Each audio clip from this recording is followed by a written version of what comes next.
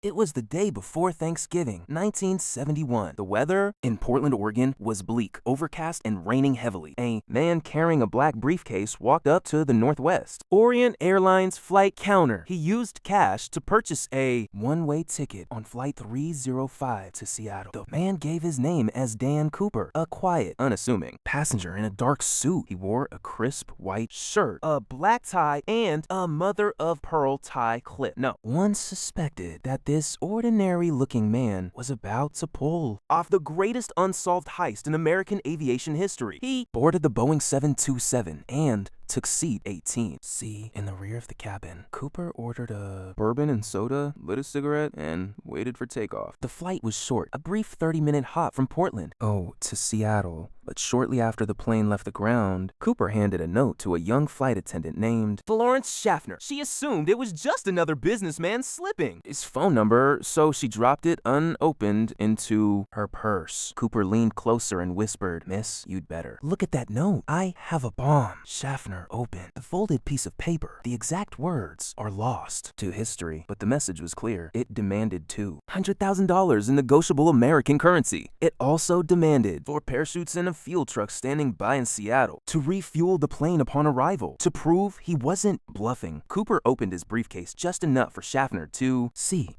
Inside, she saw red cylinders, wires, and a large battery. The threat was terrifyingly real. Schaffner walked to the cockpit and informed the captain, William Scott. Scott immediately contacted air traffic control, and the FBI was quickly brought in. The airline president authorized the payment, prioritizing the safety of the 36 other passengers on board. For the next 2 hours, Flight 305 circled the Seattle area. The passengers were told there was a minor mechanical issue to avoid causing a panic. Down below, FBI agents scrambled to gather the ransom money from several local banks. They photographed every single $20 bill on microfilm to record the serial numbers. Once the money and the parachutes were secured at the airport, the plane was finally cleared to land. Cooper remained calm and polite the entire time. He even offered to pay for his bourbon. When the plane landed in Seattle, it taxied to a brightly lit area of the tarmac. The money and parachutes were brought on board, and Cooper allowed all the passengers and 2 flight attendants to leave. The only people left were Cooper, the captain,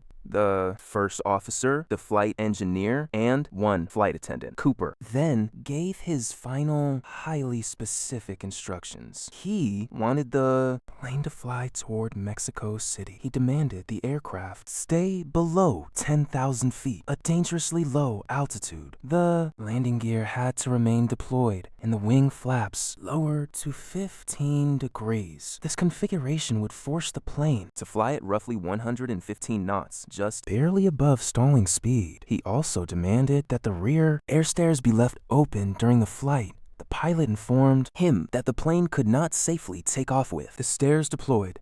Cooper agreed to let them close the stairs for takeoff, stating he would open them himself in the air. The plane took off, again heading south into the dark, stormy night. The weather had worsened, with freezing rain and heavy turbulence rocking the aircraft. At approximately 8 p.m., a warning light flashed in the cockpit. It indicated that the rear air stairs had been lowered. The crew noticed a sudden change in air pressure. Cooper had opened the aft door, exposing the cabin to the freezing, howling wind. At 8:13 p.m., the plane's tail section pitched upward suddenly. It was a sign that the weight distribution had changed drastically. B. Cooper had jumped into the pitch-black, freezing rain over the rugged wilderness of the Pacific Northwest. When the plane finally landed safely in Reno, Nevada, with only the crew on board, the cabin was empty. Cooper was gone. Along with the $200,000 and 2 of the parachutes, the FBI immediately launched one of the most extensive and exhaustive manhunts in United States history. They scoured the dense, unforgiving terrain of the Cascade Mountains. They searched on foot, by air, and even used submarines in the nearby rivers. But they found nothing. No parachute, no briefcase, no body, and no money. Year turned into decades. And the legend of D.B. Cooper only grew. How did a man survive a jump into a freezing storm over mountains wearing only a business suit and trench coat? Many experts believed he didn't survive the fall.